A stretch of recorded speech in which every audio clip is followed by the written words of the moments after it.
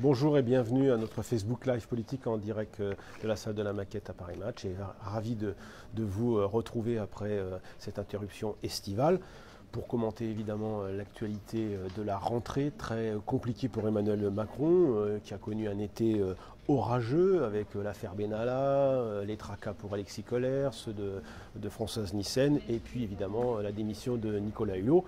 L'été était orageux, mais l'hiver pourrait bien être polaire, puisque au mois de janvier, on ne parlera sûrement plus de l'affaire Benalla. La rentrée aura été digérée, tout comme la démission fracassante de Nicolas Hulot. Un autre dossier sera en revanche au cœur de toutes les conversations des Français, c'est le prélèvement à la source, c'est-à-dire l'impôt directement prélevé sur les fiches de paye.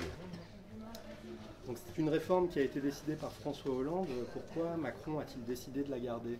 Alors c'est vrai que sur le papier, c'est une belle idée, en vigueur à peu près chez tous nos voisins. Un formidable progrès, répète-t-on partout de manière pavlovienne.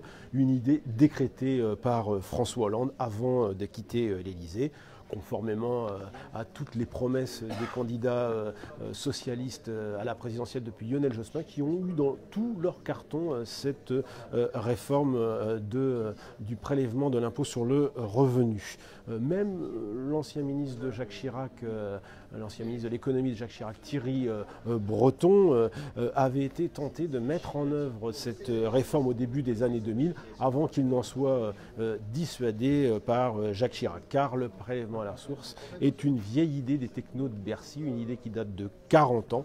Et c'est pourtant une sacrée usine à gaz, puisque dans notre pays, la fiscalité repose sur le foyer fiscal et on voudrait y appliquer, avec ce prélèvement à la source, un impôt individualisé qui créait déjà bien des difficultés kafkaïennes. On a vu le ministre des Comptes publics, Gérald Darmanin, annoncer par exemple que les emplois à domicile seraient dispensés de l'impôt pendant la première année. Et il y a beaucoup d'exemples comme ça, de cas qui vont se révéler très compliqués.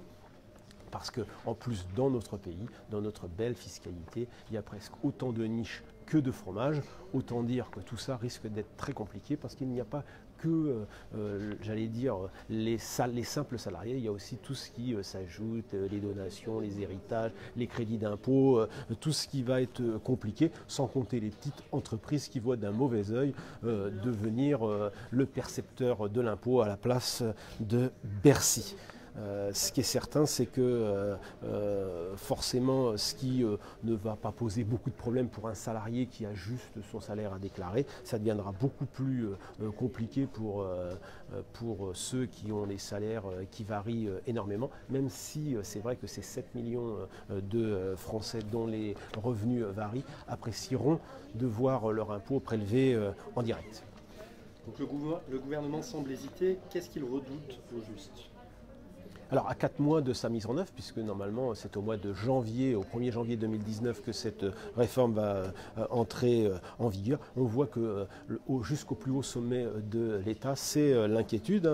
Emmanuel Macron, depuis la Finlande où il se trouve, a dit qu'il attendait des réponses de Bercy pour s'assurer de la bonne exécution de la réforme, laissant planer le doute sur sa mise en œuvre. Concrètement, beaucoup de questions sont en suspens. Cela va-t-il marcher sur le plan informatique?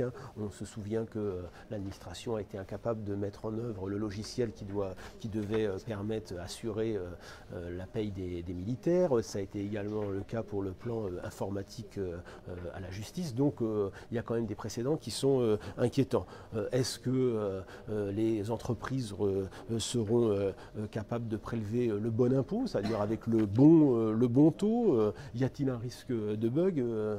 Beaucoup de questions sont encore en suspens, même si le ministre Gérald Darmanin est sûr de son administration et semble très confiant. La campagne d'information a été lancée.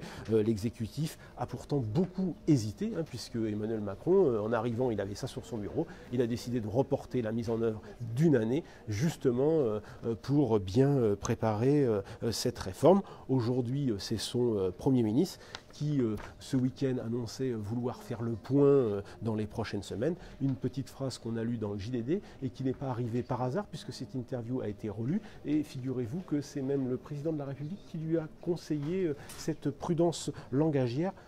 Preuve supplémentaire que l'affaire n'est pas dans le sac et que la réforme pourrait très bien encore ne pas être mise en œuvre, d'autant plus que dans la majorité, plusieurs poids lourds sont hostiles à ce prélèvement à la source. C'est le cas des socialistes, des anciens socialistes Richard Ferrand ou Christophe Castaner. C'est le cas aussi du ministre de l'économie qui se dit assez réticent, Bruno Le Maire, tandis qu'Édouard Philippe et Gérald Darmanin militent pour la mise en œuvre.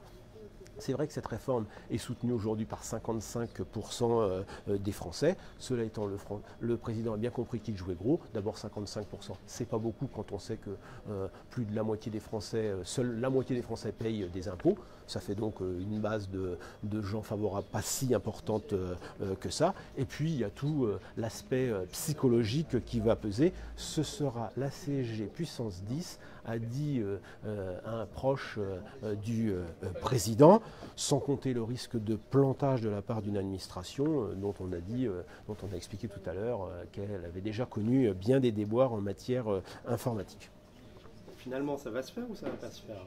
Alors, that is the question. Tout le monde pensait que ça allait se faire. Et puis, et le Premier ministre et le Président de la République en personne viennent de semer le doute avec leur déclaration. Il semble qu'il va y avoir de nombreuses réunions au mois de septembre avec la direction de l'administration fiscale. C'est vrai qu'il y aurait eu des solutions plus simples, par exemple la mensualisation de l'impôt pour tous les Français.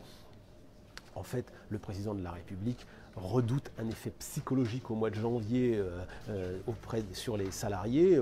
Pour l'instant, on ne sait pas trop comment ils vont percevoir l'arrivée de leur fiche de paye à la fin du mois de janvier amputée d'une partie de leur salaire, c'est-à-dire l'impôt mensualisé. Ça pourrait, tous les Français ne sont pas aujourd'hui mensualisés, donc toute cette partie qui n'a pas l'habitude de payer l'impôt mensuellement, tout ça pourrait avoir des effets sur la consommation, par exemple. D'autres redoutent aussi des problèmes à l'intérieur des entreprises et même peut-être aussi une pression salariale sur les patrons, dans la mesure où c'est vrai que, notamment pour les salaires de la classe moyenne ou de la classe populaire, les revenus seront moins importants. Cela étant, à Matignon, on est plutôt confiant. Cela se fera a priori, me disait un conseiller il y a quelques jours.